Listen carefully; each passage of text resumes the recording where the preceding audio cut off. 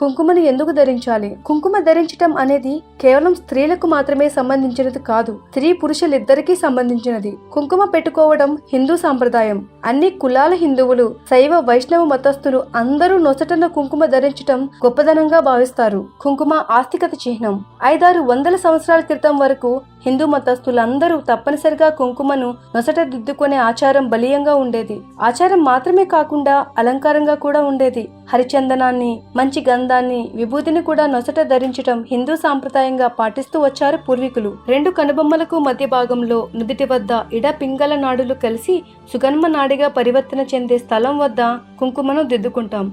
ఈ కుంకుమ వల్ల మనిషికి దృష్టిలోపం తగులకుండా ఉంటుందని కూడా ఒక నమ్మకం ఉంది. మరొకటి ఏమిటంటే కుంకుమ ధరించే వ్యక్తికి ఎదుటివారు మానసికంగా లొంగిపోతారన్న సైకాలజీ వాదన కూడా ఉంది.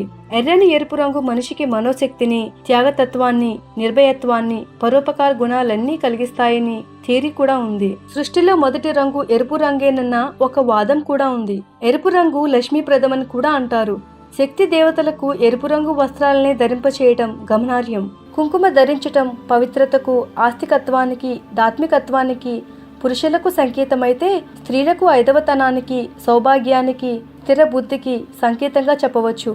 మానవుడు నాగరికత నేర్చిన దగ్గర నుండి కుంకుమను ముఖ్య అలంకారంగా కూడా భావించినట్లు కొన్ని గ్రంథాలలో ఉంది.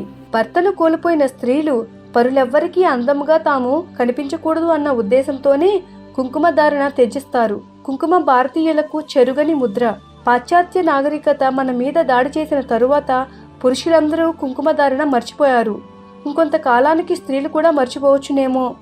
దేవుళ్ళు మాత్రమే మిగుల్చుకుంటారేమో, ఎవరికి తెలుసు. కాలం తెచ్చే మార్పులు వింతసంతగా ఉంటాయి. ఇలాంటి మరెన్నో విషయాలు మీరు తెలుసుకోవాలనుకుంటే వెంటనే మా ఛానల్ ని సబ్స్క్రైబ్ చేయండి. ఈ వీడియోని మీ మిత్రులతో షేర్ చేసుకోండి.